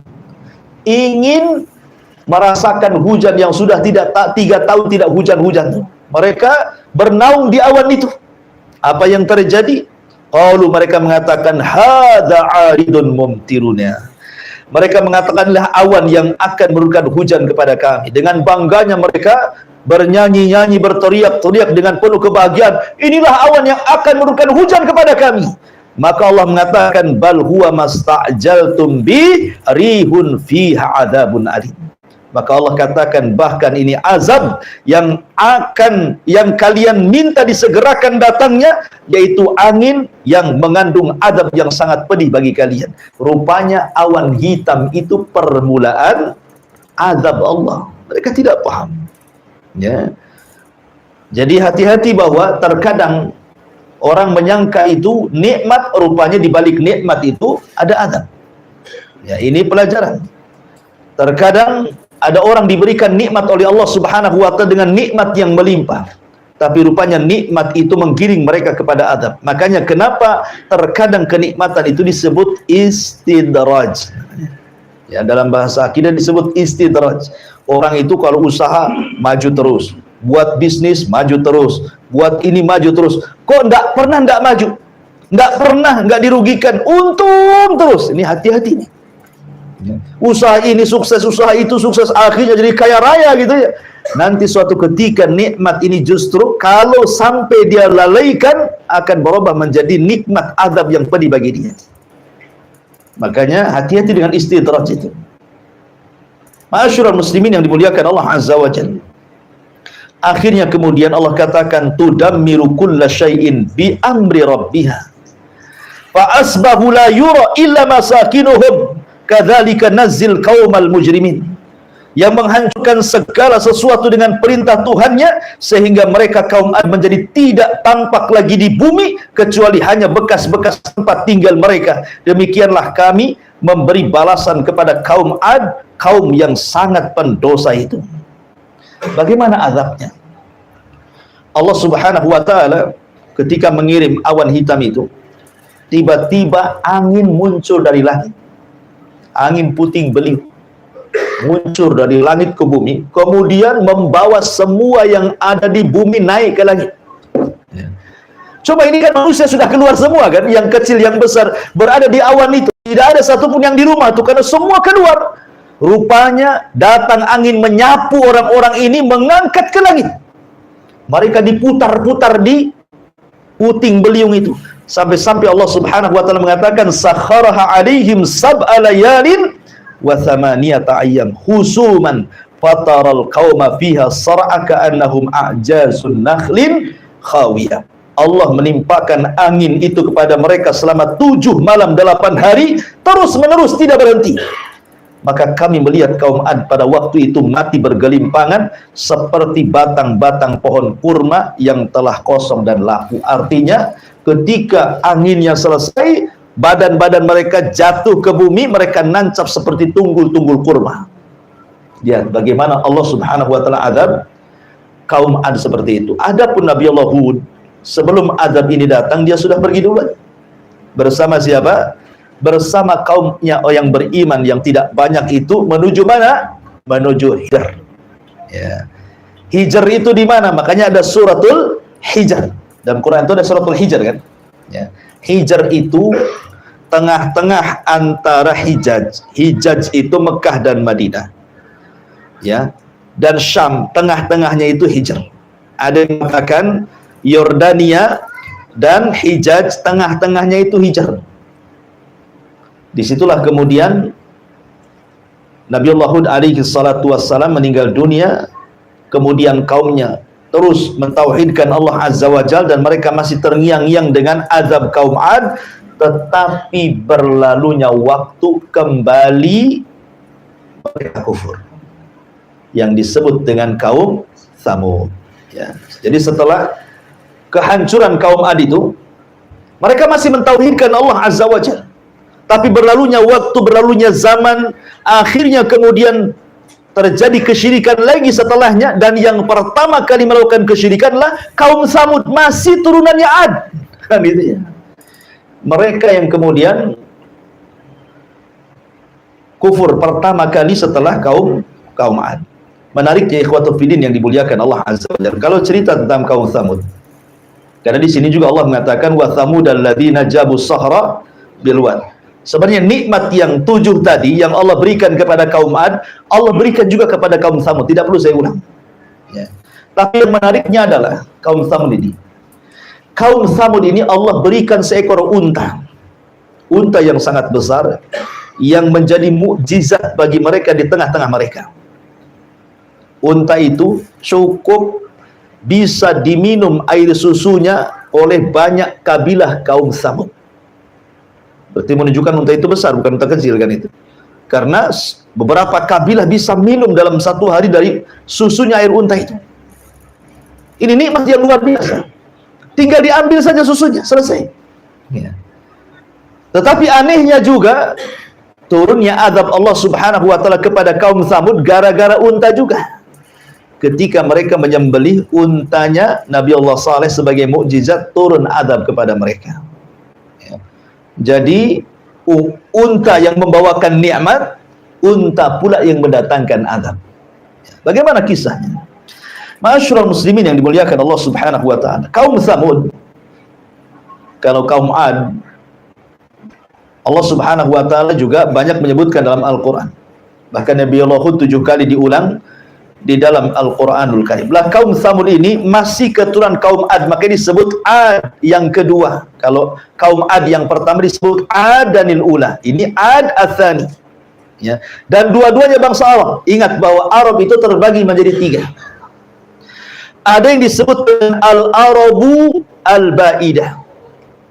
Ada yang disebut dengan Al-Arabu Al-Baqiyah. Ada yang disebut dengan Al-Arabu Al-Musta'rab namanya. Al-Arabul Ba'idah ini Arab yang sudah punah. Kaum Ad, kaum Tsamud sudah punah. Tidak ada lagi turunannya. Ya, hanya tinggal ceritanya. Kemudian yang kedua Al-Arabul Baqiyah. Arab yang masih ada. Ya, dan itu salah satunya keturunan Qahtan, seperti Imam Malik rahimahullahu taala itu keturunan Qahtan. Kemudian yang ketiga ada namanya Al-Arabu Al-Musta'rab, bukan orang Arab tapi fasih berbahasa Arab, akhirnya dikatakan orang Arab karena kefasihan bahasa Arab. Dari sini ada kaidah, walaupun ada orang Arab di negeri kita, mancung, tidak diragukan lagi wajahnya wajah Arab, tapi tidak bisa bahasa Arab, malah medok bahasa Jawa, maka dia bukan Arab. Tapi kalaupun ada di negeri kita pesek belesek, tidak ada muka-muka Arab sedikit pun, tapi cepetang dia bahasa Arabnya luar biasa, gitu ya, melebihi orang Arab, maka dia Arab. Ini kaidah. Ya. Jadi jangan berbangga karena muka Arab ngaku Habib. Dites bahasa Arabnya tak tahu. Kasih kitab kuning tak bisa baca, bukan tak bisa baca, tak bunyi, ya kan? Ma'asyiral muslimin yang dimuliakan Allah Azza, ini kaidah karena ada Al-Arabul Musta'rab di sini kan. Ismail itu bukan orang Arab, dia lahir di Palestina, ya. Kemudian dibawa oleh Ibrahim dengan ibunya Hajar ke Arab, berjumpa dengan suku Jurhum, belajarlah Ismail dengan kabilah Jurhum, akhirnya dia pula yang paling fasih bahasa Arabnya. Makanya Ismail disebut Al-Arabul Musta'rab. Dia bukan Arab tapi jadi Arab karena kefasihan bahasa Arab. Ya, maka nggak apa-apa antum tampang tak ada Arabnya, tapi bahasa Arabnya luar biasa, Arab antum. Gitu ya. Antum mancung walaupun kayak Petruk gitu ya, tapi tak bunyi Arab, bukan Arab Indonesia antum. Gitu ya. Jadi itu kaidah seperti itu. Antum harus pahami. Baik. Lah, kaum Tsamud ini sama dengan kaum Ad. Ini Arabul Al-Ba'idah. Ini kisahnya sudah nggak ada turunannya, tetapi kan dikisahkan. Karena Rasulullah SAW konteks ayat ini ingin mengingatkan orang-orang Quraisy, jangan kufur kalian. Kalau kalian kufur, nanti kalian diazab seperti kaum Ad dan Tsamud, gitu maksudnya. Ya. Makanya ketika Al-Walid ibn Mughirah datang kepada Nabi SAW, kononnya mau tawar-menawar dan mengatakan, ya Muhammad, sudahlah, nggak usahlah kau lanjutkan dakwah. Kau ini pengen apa? Kalau kau ingin harta, kami kumpulkan harta kami. Kami jadikan kau orang paling kaya di antara kami. Kalau kau ingin raja, kami jadikan kau raja kami. Kalau kau ingin perempuan yang cantik, kami carikan. Kalau kau gila, kami carikan tabibnya, dokternya. Tapi tolonglah, ya sudah sampai di sini dah. Kata Nabi SAW, ya Walid, sudah kau ngomong. Sekarang gantian. Maka Nabi SAW tidak membantah soal tawaran-tawaran tadi, tapi Nabi membacakan ayat fa'in a'radu, ya, fa'in a'radu anzartukum bisa'iqatin mithla sa'iqati adi wa thamud. Kalau mereka orang-orang Quraisy itu berpaling dari dakwahku, ingat, mereka akan disambar halilintar seperti halilintar yang pernah membinasakan kaum Ad dan Tsamud. Ketakutan itu Al-Walid, karena tahu kisah mereka di benak-benak mereka kan, dan mereka meyakini ini seorang nabi sebenarnya, cuman karena hasad dan takaburnya saja tidak mau beriman. Akhirnya mengatakan hasbuka, hasbuka, yang cukup, yang jangan diteruskan itu. Ketakutan dia. Akhirnya dia pulang menemui orang Quraisy, kata pembesar Quraisy, kata Abu Jahal, gimana hasilnya? Nampaknya kau pergi beda pula mukamu kau kembali katanya. Jangan-jangan kau sudah beriman. Katanya kan itu. Artinya di sini Nabi SAW mengingatkan tentang kaum Ad dan Tsamud kan. Artinya di otak-otak orang Arab itu sangat paham kisah-kisah ini. Makanya Rasulullah SAW tidak mengkisahkan Nabi-Nabi Bani Israel. Karena mereka tidak ada pengetahuan tentang itu. Makanya Rasul mengkisahkan tentang dua kaum yang mereka paham. Diutus kepada mereka Nabi dan Rasul, mereka membangkang, turun azab. Apakah kalian mau seperti itu? Nah, gitu maksudnya. Ma'asyiral muslimin yang dimuliakan Allah Azza, kembali bahwa sebagaimana Nabiullah Saleh dan juga Nabiullah Hud dan seluruh para nabi mendakwai mereka ke dalam tauhid, kaum Tsamud pun menentang Nabi Saleh. Tidak perlu saya ceritakan panjang-panjang karena kita ambil singkat-singkatnya saja. Akhirnya mereka pun mengatakan, ya Saleh, kalau engkau seorang nabi, kami tidak melihat ada bukti dari kamu. Ya. Bukankah seorang nabi harus bawa mujizat? Kata Nabi Saleh, mau kalian apa? Mereka mengatakan, kalau engkau seorang nabi, keluarkan dari batu ini unta. Tetapi bukan hanya sekedar unta, unta usyara. Usyara itu yang sedang hamil 9 bulan. Jadi kalau keluar langsung hamil, langsung lahir gitu maksudnya. Itu namanya unta usyara. Ya. Akhirnya kemudian usyara itu 10 bulan ya. Dari kalimat asyara, usyara. Jadi unta yang hamil 10 bulan kalau keluar dari batu langsung melahirkan. Permintaannya aneh gitu. Akhirnya kemudian Nabi Saleh berdoa, meminta izin untuk melaksanakan 2 rakaat salat, kemudian berdoa kepada Allah Azza wa Jal, dan Allah kabulkan permintaannya. Tiba-tiba batu berbelah, kemudian keluar unta tadi. Kemudian Nabi Saleh membuat aturan. Ya. Ini unta adalah berkah bagi kalian. Makanya naqatullah, ini unta Allah, ingat. Sesuatu yang dinasabkan kepada Allah punya kemuliaan. Baitullah, rumahnya Allah. Naqatullah, untanya Allah. Sesuatu yang dinasabkan kepada Allah pasti punya kemuliaan. Nabi Saleh sudah mewanti-wanti. Ini unta mukjizat bagi kalian. Tapi tolong bagi waktu. Saat kalian mengambil air, ya, maka kalian jangan ganggu unta. Kalian boleh ambil air. Dan kalian kau boleh mengambil air susunya. Tapi besoknya unta itu yang akan minum, kalian tidak boleh mengambil air. Kalian cukup mengambil air susunya saja. Jangan ganggu dia. Kalau ganggu, kalian akan ditimpa adab. Terus berlalu, berhari, berbulan, bertahun, mereka mendapatkan nikmat dari unta itu. Dan Nabi Saleh terus mendakwahkan dakwah tauhid kepada kaum Tsamud. Sampai pada waktunya ada pula orang hasad. Ya, tidak suka dengan unta itu. Seorang wanita. Ada yang mengatakan 2 wanita. Yang satu kaya, yang satu banyak anaknya, bekerja sama. Kemudian dikatakan, siapa yang bisa menyembelih unta Saleh, maka saya akan berikan kekayaan dan dia boleh menikah dengan salah satu putri dari putri-putri kami. Kemudian ada pula yang daftar, namanya Kidar ibn Salib. Kidar ibn Salib dan satu kawannya, lupa saya namanya. Ya. Kidar ibn Salib nih dan Malik ibn Kinan atau Sinan, Malik ibn Sinan atau siapa namanya. Pokoknya 2 orang ini siap daftar. Tetapi sebelum dia membunuh unta Nabi Saleh itu, dia gerilya door to door dulu ke rumah-rumah. Minta pendapat. Gimana kalau kayak sembelih Nabi Saleh? Setuju nggak? Setuju. Gimana? Setuju. Setuju. Akhirnya satu kampung setuju. Rupanya kebanyakan mereka tidak suka. Makanya kenapa Allah mengatakan fa'aqaruha. Ya, menggunakan jama. Mereka pun menyembelih unta Saleh. Padahal yang menyembelih 2 orang. Tapi bahasanya menggunakan jama karena disepakati satu kampung. Ya. Mereka sepakat, cuman eksekutornya cuman si Kidar ibn Salib dan kawannya ini. Yang betul-betul mengeksekusi untanya Nabi Saleh sembelih, kemudian dikuliti dan dimakan dagingnya. Dalam kisah Isra lihat kan dia bawa unta, anak untanya itu. Ya, anaknya unta Yasruh pergi kemudian masuk lagi ke dalam batu itu. Itu kisah Isra lihat. Dalam Quran atau dalam sunnah itu tidak ada kisah seperti itu. Hanya mukjizatnya Nabi unta itu, mukjizatnya Nabi Saleh itu adalah seekor unta tanpa disebutkan punya anak gitu, tanpa disebutkan keluar dari batu, enggak. Ya. Cuman seekor unta, gitu saja. Dari mana unta itu? Ya pokoknya dari Allah lah kan, namanya unta Allah. Nah, cuman kalau kita lihat Israiliyat lebih jelas gitu kisahnya ya. Oh, unta itu permintaan Bani Israel sama dengan di zaman Nabi SAW kan meminta kepada mukjizat kan untuk terbelah bulan jadi 2 kan. Maka terbelah bulan jadi dua tuh. Tetapi setelah kejadian, mereka menuduh Nabi SAW sebagai tukang sihir, katanya. Laqad dhahara sihru Muhammad. Muhammad sudah nampak sihirnya. Mereka mukjizat malah nuduh sihir. Ya. Intinya bahwa disembelilah untanya Nabi Allah Saleh alaihi salatu wassalam. Maka sebagaimana yang ma'ruf gitu ya, yang ma'ruf, maka Nabi Saleh ini mengingatkan mereka, jangan disembelih, kalau tidak datang azab kepada kalian. Betul-betul disembelih. Ya. Maka datanglah azab kepada mereka. Apa azabnya? Ma'asyiral muslimin yang dimuliakan Allah Azza wa Jalla. Nabi Saleh mengatakan 3 hari akan datang azab kepada kalau kalian tidak bertobat.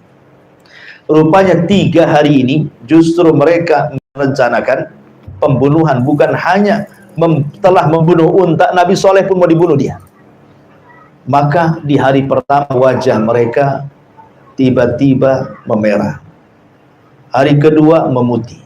Hari ketiga kemudian menghitam. Hari keempat Jibril turun. Kemudian berteriak sekali teriakan sehingga teriakan Jibril mengeluarkan setiap jiwa yang ada di raga manusia. Ruhnya melesat, semuanya mati. Sampai-sampai mereka tinggal jasad bergelimpangan di rumah-rumah mereka. Ini akibat daripada mereka tidak bersyukur akan nikmat Allah Subhanahu wa ta'ala dan tidak menerima peringatan Nabi Allah Saleh. Makanya Allah mengatakan kadzabat Tsamud bin nudhur. Kaum Tsamud telah mendustakan para pemberi peringatan. Lah, kok menggunakan jama nudhur? Harusnya nadir. Ya. Kenapa Allah mengatakan kaum Tsamud telah mendustakan para pemberi peringatan? Kan yang memberi peringatan cuma satu, Nabi Saleh. Kenapa menggunakan jama di sini?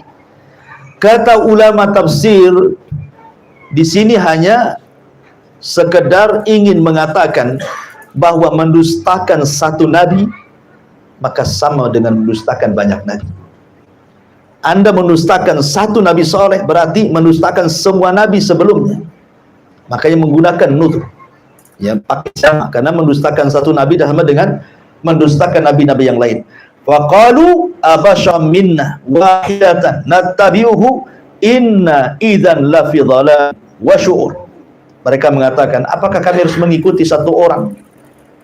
Dia manusia sama seperti kami. Kalau begitu kami tersesat lah. Ngapain pula dia manusia, kami juga manusia. Ngapain harus ikut sesama manusia, katanya. Ya.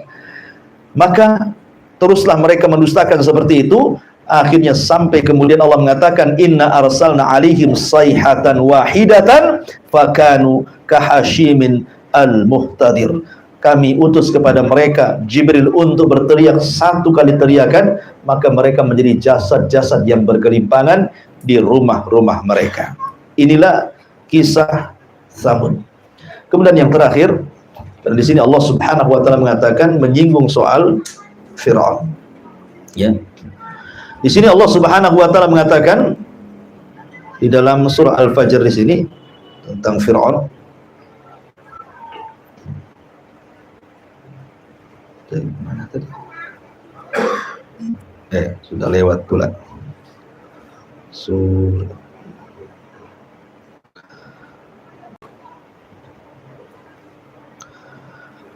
Allah Subhanahu wa taala mengatakan wa fir'auna dzil autad, dan terhadap Fir'aun yang memiliki pasak-pasak bangunan yang sangat besar. Ini sudah beralih ya. Kalau dua kisah sebelumnya cerita tentang bangsa Arab, ya. Kalau ini cerita Bani Israel. Karena kenapa dipilih Fir'aun? Karena Fir'aun ini musuhnya Nabi Musa. Kenapa Nabi Musa? Karena Musa itu nabi yang paling masyhur dari nabi-nabi Bani Israel. Dialah nabi yang pertama kali mendapatkan kitab termulia di zamannya, Taurat. Ya kan? Baru setelahnya Zabur, baru setelahnya Injil, baru setelahnya Al-Quran. Makanya dipilih kisah Nabi Musa. Ya, karena ini nabi yang paling masyhur, bahkan di dalam Al-Quran itu kisah Nabi Musa adalah kisah terlengkap. Ya, setelah Nabi Ibrahim, kemudian Nabi Yusuf, ada beberapa nabi itu yang lengkap, tapi Nabi Musa lebih lengkap lagi. terbanyak dalam Al-Quran. Seolah-olah ada kait hubungan antara Islam dengan Bani Israel. Karena banyak sekali kisah yang disebut dalam Al-Quran, hampir setiap surah. Ya, itu ketemu kisahnya Fir'aun atau kisahnya Nabi Musa alaihi salatu wassalam. Wa Fir'auna dzil autad. Maksudnya Fir'aun di sini siapa?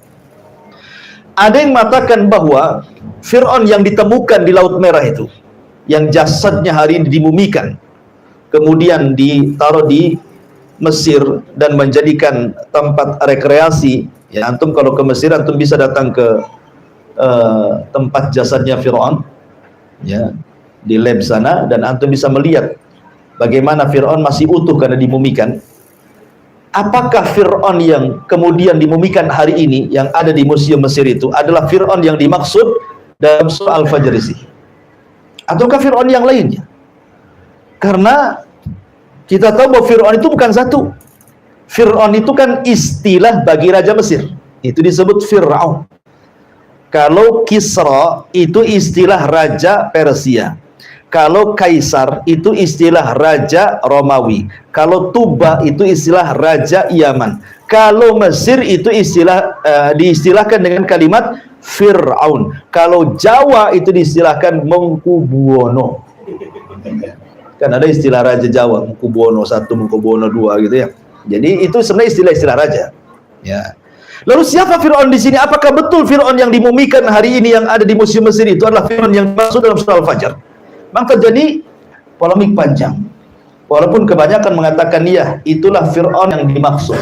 Ya, maksudnya Ramsis Ats-Tsani. Ya. Namanya Ramsis kedua. Itulah yang ditemukan, yang kemudian jasadnya sekarang menjadi mumi dan ditonton, bisa dilihat. Katanya, sekali lagi kita tidak bisa menjazmkan masalahnya ya, tidak bisa memastikan, tapi ada yang berpendapat seperti itu. Karena memang jasad Fir'aun memang dijaga untuk menjadi sebuah pelajaran bagi umat setelahnya termasuk kita. Di sini Allah mengatakan wa Fir'auna, maksudnya Fir'aun di sini Fir'aun di zaman Nabi Musa. Karena di zaman Nabi Yusuf juga Fir'aun, tapi Fir'aun di zaman Nabi Yusuf kan beriman. Tetapi yang dimaksud Fir'aun apabila diistilahkan Fir'aun dalam Al-Quran berarti kisah Nabi Musa.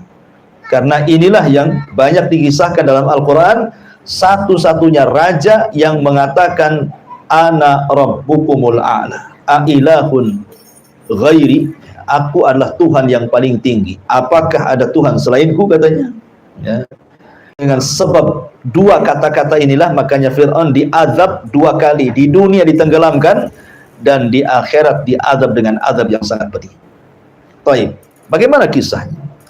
Di sini Allah mengatakan wa Fir'auna dzil autad, dan Fir'aun yang mempunyai pasak-pasak bangunan yang besar, alladzina taghaw fil bilad, yang berbuat sewenang-wenang dalam negeri, fa aktsaru fihal fasad, lalu mereka banyak berbuat kerusakan dalam negeri tersebut, fasabba alaihim rabbuka sautu adzab, karena itulah Tuhan menimpakan semeti azab kepada mereka, inna rabbaka labil mirsad, sungguh Tuhanmu benar-benar menguasai mereka. Jadi Fir'aun itu membawa kerusakan karena begini, diawali dari mimpi. Fir'aun itu mulai bejatnya itu diawali dari mimpi. Ya. Jadi dia bermimpi, dalam mimpinya dia melihat api. Api ini berasal dari perkampungan Bani Israel, kampungnya Nabi Yusuf yang sudah meninggal. Ini turunannya di situ. Ya. Jadi ada api dari Palestina menuju Mesir. Cuman perkampungan Nabi Yusuf Bani Israel itu tidak terbakar. Satu Mesir terbakar. Jadi Fir'aun heran. Ini kan mimpi buruk gitu ya. Tapi sambil lalu saja. Ini mungkin hanya bunga-bunga tidur. Besoknya mimpi dengan mimpi yang sama. Besoknya mimpi dengan mimpi yang sama. Terpaksalah si Fir'aun ini mengumpulkan penasehat spiritual. Ini bahasa kitanya dukun lah ya. Ya keren kali penasehat spiritual itu. Atau ahli supranatural gitu. Dikumpulkan tuh mbah-mbah dukun itu. Ya, kemudian disuruh mentakwil, meramal. Ada apa ramalannya? Kok aneh kali mimpinya? Ya. Akhirnya kemudian para penasihat spiritual ini menunjukkan bahwa setiap pemimpin pejabat itu ada tuh namanya penasihat spiritual tuh. Karena di sini Fir'aun ada penasihat spiritual tuh. Ya, jangan-jangan tingkat RT aja ada penasihat spiritualnya. Supaya kalau pemilihan dapat lagi gitu ya. Jadi akhirnya kemudian kata tukang sihir, ini pertanda kekuasaanmu akan tumbang oleh seorang bayi yang akan lahir dari perkampungan Nabi Yusuf itu, Bani Israel. Oh, ketakutan Fir'aun. Kalau begitu kita bantai saja bayi-bayi laki-laki. Akhirnya terjadi pembantaian setiap hari. Bahkan ada wanita hamil itu dilihat-lihat, ditunggu sampai melahirkan. Kalau lahir anak laki-laki, bantai. Kalau lahir anak perempuan, biar gini, dihidupkan. Nanti besok lagi ada anak laki-laki, bantai. Anak perempuan, biarkan dia hidup. Yudzabbihuna abna'ahum wa yastahyuna nisa'ahum. Mereka membantai anak laki-laki dan membiarkan anak wanita. Dan begitu seterusnya setiap hari sampai berbulan-bulan, bertahun-tahun. Jadi akhirnya orang-orang yang berakal Mesir mengatakan, ya Fir'aun, kita tahu bahwa kemajuan Mesir itu di tangan Bani Israel. Walaupun mereka diperbudak oleh kaum Kibti, tetapi bagaimanapun kaum Kibti itu sangat berhajat kepada Bani Israel, karena mereka yang paham soal ekonomi Mesir. Mereka yang paham soal bangun jalan, bangun bangunan yang besar, yang megah, dan begitu seterusnya. Jadi Allah berikan sampai hari ini orang-orang Yahudi kan diberikan kecerdasan tuh, yang Allah tidak berikan kepada yang lainnya. Ya, tetapi kecerdasan Yahudi justru untuk menyesatkan orang. Tapi antum harus bedakan antara Bani Israel dengan Yahudi. Makanya jangan pernah negeri Israel dikatakan Israel, kita katakan Yahudi, negeri Yahudi. Karena Israel itu diambil dari Bani Israel, dan itu nama suci, nama Nabi Yakub. Ya.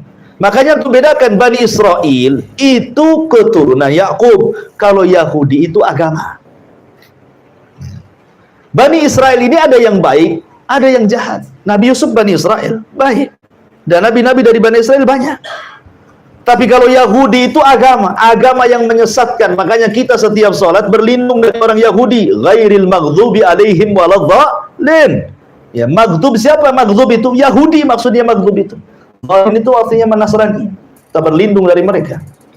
Hari-hari kita ngomong seperti itu dalam setiap sholat kita kan. Ya, ihdinas siratal mustaqim siratal ladzina an'amta alaihim ghairil maghdubi alaihim waladhdallin. Ya. Lah, ketika kemudian orang-orang yang berakal mengatakan janganlah seperti itu. Nanti kalau habis turunan mereka, bapak-bapak mereka mati, siapa yang akan melanjutkan pembangunan Mesir ini? Ya.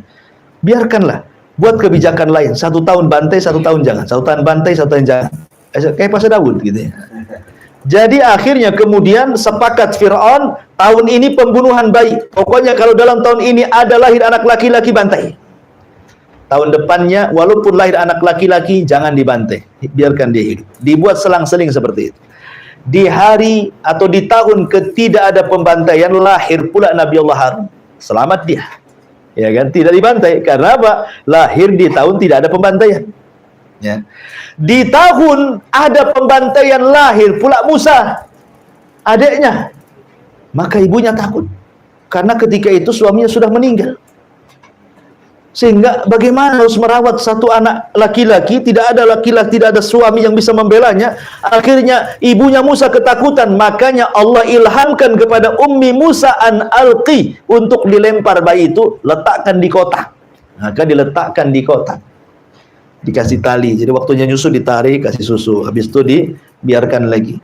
Allah takdirkan talinya putus, akhirnya mengapunglah di sungai Nil. Kembali ke cerita istana Fir'aun. Fir'aun itu tidak punya anak laki-laki, semua anak perempuan. Satu anak perempuan yang kesayangan Fir'aun itu sakit-sakitan. Sudah berusaha ke dukun sana, dukun sini, tidak bisa mengobati. Ya namanya dukun. Dukun itu kalau tidak istilahnya pesulap, kalau tidak pendusta, cabul katanya. Kan gitu ya. Pak dukunnya bilang itu oknum gitu. Ya mungkin oknum gitu ya. Tapi yang jelas bahwa tidak ada yang bisa mengobati. Rupanya ada seorang peramal mengatakan anak ini akan sembuh kalau diusap oleh kotak yang pertama kali ngapung di sungai Nil. Ceritanya begitu. Ini kisah Israiliyat. Akhirnya setiap harilah istri Fir'aun Asya bintu Muzahim itu memandang sungai Nil. Ya, kapan ada kotak itu. Suatu hari nampak pula kotak itu. Yang di situ ada bayinya Musa. Maka istrinya Fir'aun Asya bintu Muzahim memerintahkan pengawalnya untuk mengambil kotak itu. Pas ketemu isinya bayi, Allah ilhamkan ke dada istrinya Fir'aun langsung cinta kepada bayi itu, karena dia nggak punya anak lagi masalahnya. Ketika melihat bayi itu langsung senang, apalagi cakep bayinya. Ketika Fir'aun datang, hampir dibunuhnya bayi itu, karena takut jangan-jangan ini anaknya Bani Israel nih. Ya, nampak muka-mukanya Bani Israel katanya. Akhirnya kemudian kata istrinya Fir'aun, jangan. Saya sudah suka dengan dia. Mudah-mudahan dia menjadi qurratu ainin li walak, katanya. Mudah-mudahan bayi ini akan menjadi penyejuk mataku dan matamu.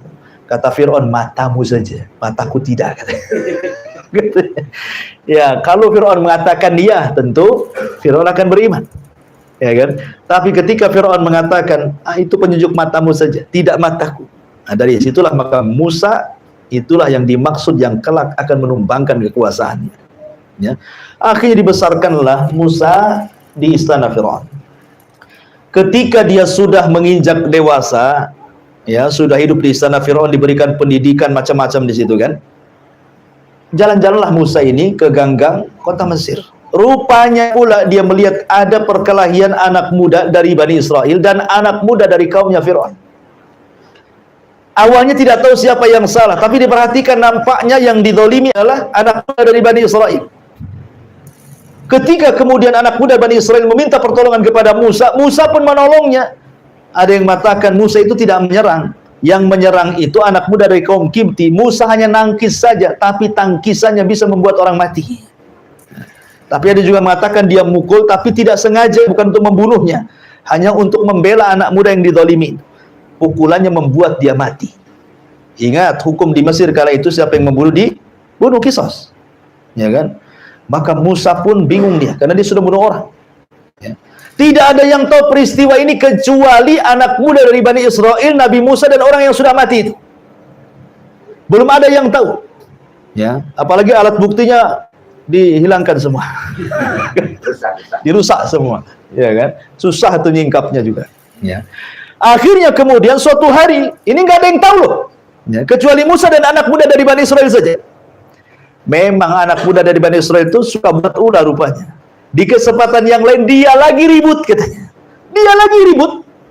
Ketika Musa lewat ke orang ini lagi yang buat ribut ini.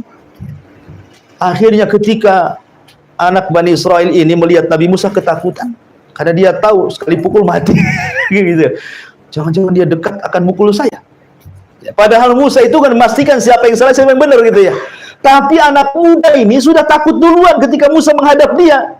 Akhirnya sebelum dia dipukul Nabi Musa, dia berkata, apakah engkau akan membunuh aku seperti kau bunuh kemarin orang itu kau bunuh? Akhirnya orang jadi tahu lah yang membunuh kemarin tuh. Kan tadinya nggak tahu kan? Tadinya kan tersembunyi gitu kan, karena nggak ada alat buktinya lagi. Ya. Tiba-tiba dia bertanya karena ketakutan, Nabi Musa, apakah engkau akan membunuh seperti engkau membunuh kemarin? Akhirnya orang tahu, oh yang mati kemarin tuh Musa yang bunuh, katanya. Nah dari situ Musa mulai ketakutan, pergi lari dia. Ada orang yang bijak mengatakan, wahai Musa, kau harus meninggalkan Mesir. Kalau tidak kau ditangkap, kau akan mati.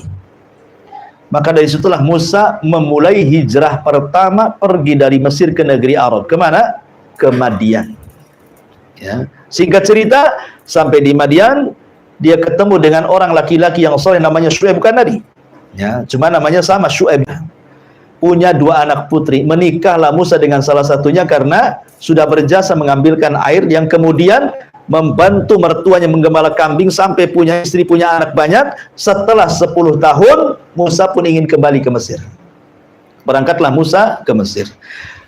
Di tengah jalan kemudian Musa alaihi salatu wassalam nyasar. Ini karena udah 10 tahun kan, mungkin lupa jalannya dia. Tengah malam, obor pun sudah padam, ya. Dia takut ada terjadi apa-apa dengan anak istrinya. Maka tiba-tiba di tengah malam dia melihat ada cahaya dari kejauhan. Dia mengatakan sama istrinya, kamu tinggal di sini, saya akan ke sana. Boleh jadi saya akan mengambil satu api yang bisa kita melanjutkan perjalanan, atau mungkin di sana ada orang yang bisa menunjukkan jalan ke Mesir. Akhirnya kemudian Nabi Musa pun meninggalkan keluarganya dan menghampiri api yang dilihat dari jarak jauh itu. Semakin dekat semakin besar, semakin dekat semakin besar. Rupanya setelah dekat bukan api tapi cahaya. Ya. Disangkanya api setelah dekat cahaya. Rupanya cahaya itu seperti api berada di pohon zaitun. Dari sini menjadi khilaf para ulama. Ketika Allah Subhanahu wa taala berfirman dalam surah An-Nazi'at itu, ya, wa nadahu rabbuhu bil wadil muqaddasi tuwa. Ya. Kan di sini kan muqaddasi tuwa, lembah yang disucikan di bukit Tuwa. Maksudnya Tuwa di sini apa? Ada yang mengatakan Bukit Saina. Maknanya, sebenarnya Musa sudah sampai Mesir. Karena Bukit Saina kan di Mesir. Ya. Artinya sudah dekat dengan Mesir. Ada juga yang mengatakan Bukit Tuwa di sini bukan Mesir. Maksudnya adalah Bukit Zaitun yang ada di Palestina. Karena bahasanya muqaddas, diberkahi. Ya, negeri yang diberkahi maksudnya Palestina. Ya, jadi ada yang mengatakan Musa masih di Palestina sebenarnya. Tapi ada penafsiran mengatakan sudah sampai Mesir karena ada yang mentafsirkan Bukit Tuwa itu artinya Bukit Saina. Ya, disitulah Musa pertama kali dinobatkan jadi nabi. Ketika dia sampai di api itu, cahaya itu, tiba-tiba ada suara. Suara itu aneh. Terdengar dari atas, dari bawah, dari samping kiri, dari samping kanan, dari depan, dari belakang.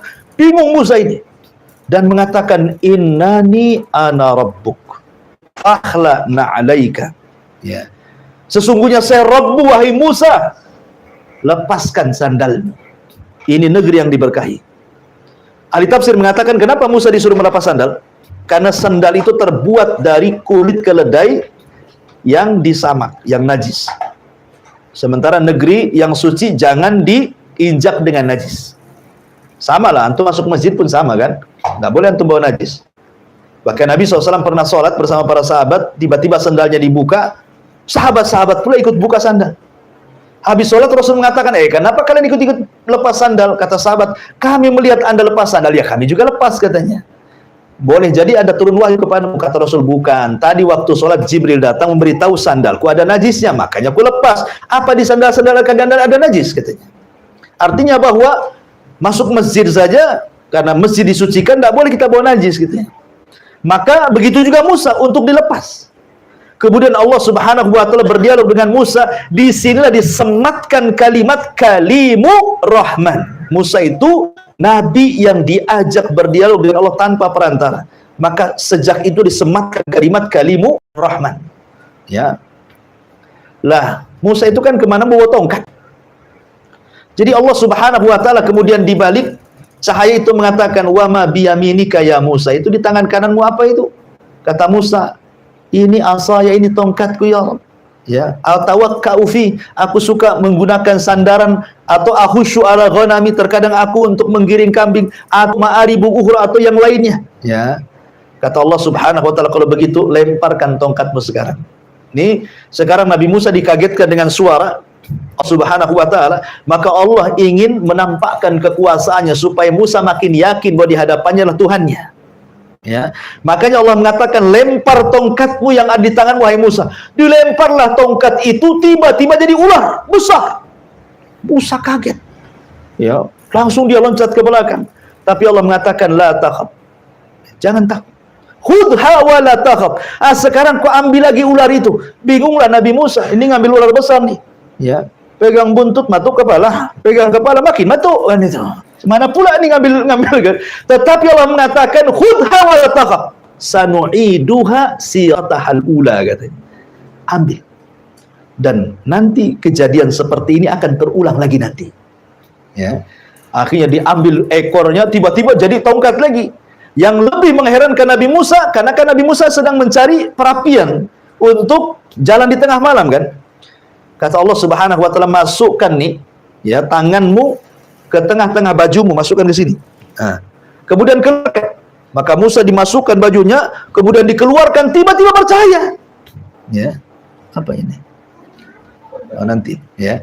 Tiba-tiba bercahaya. Musa makin heran lagi kan? Berarti yakin bahwa yang di hadapannya berdialog adalah Allah Subhanahu wa taala. Maka setelah Allah berikan dua mukjizat besar berupa tongkat menjadi ular dan tangan bercahaya, maka Allah katakan kepada Musa, idhab ila fir'aun innahu tagha. Nanti kalau kau sampai di Mesir, pergi kau ke si Fir'aun. Dia raja yang zalim. Dakwai mereka, dakwai dia, ajak dia kepada tauhid. Ya. Akhirnya kemudian Musa pun sudah resmi jadi nabi nih.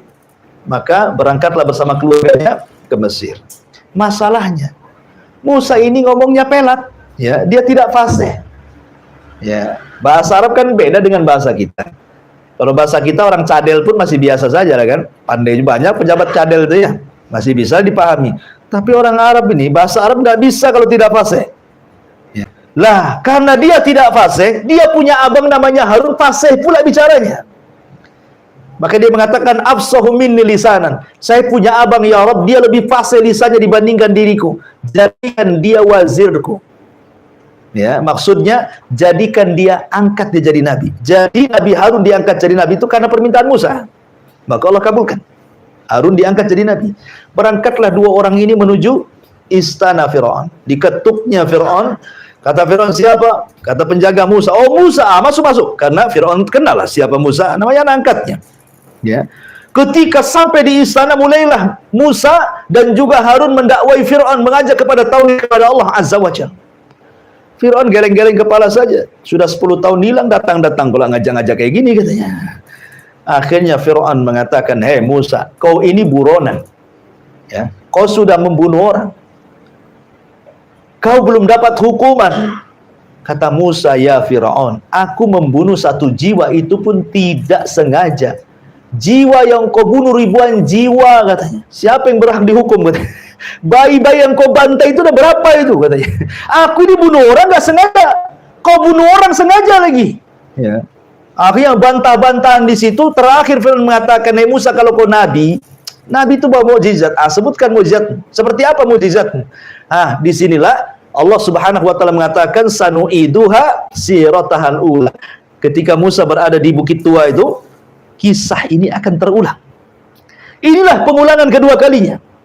Maka Allah mengatakan, "Lemparkan tongkatmu di hadapan Fir'aun."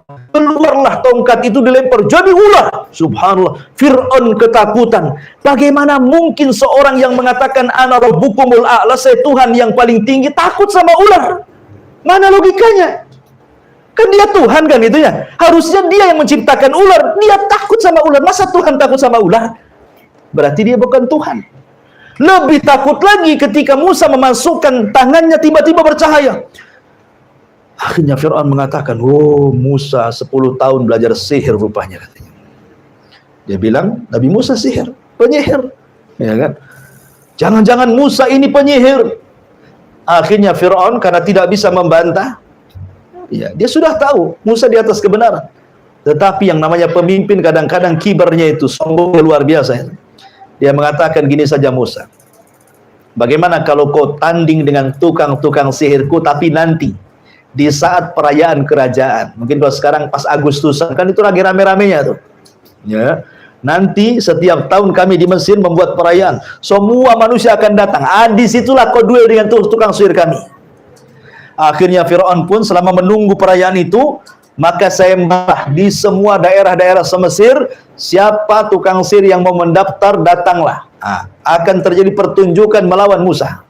Maka dari daerah-daerah datang tuh tukang-tukang sihir itu. Ya, datang dukun-dukun dari mana-mana.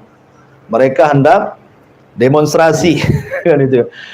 Sampai Imam Ibnu Katsir mengatakan jumlahnya 70.000 orang yang daftar itu.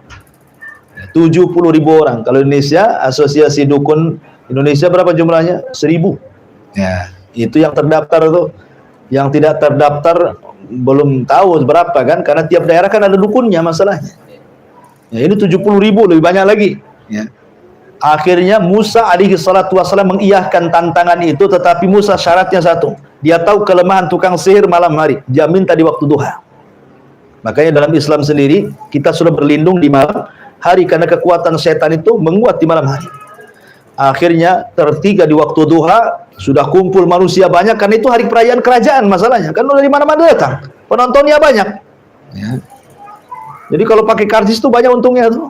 Akhirnya kemudian duellah di situ Musa dengan tukang sihir Fir'aun. Endingnya kalahlah tukang sihir Fir'aun. Karena mereka menggunakan sihrut takhyil, sihir hayalan. Ada yang mengatakan dalam kisah Israiliyat itu, jadi tambang-tambang yang dipotong-potong itu, mereka kemudian ditaburi dengan zat merkuri supaya nampak bergerak-gerak. Ya. Kemudian dimantra-mantrai supaya dihayalkan itu ular.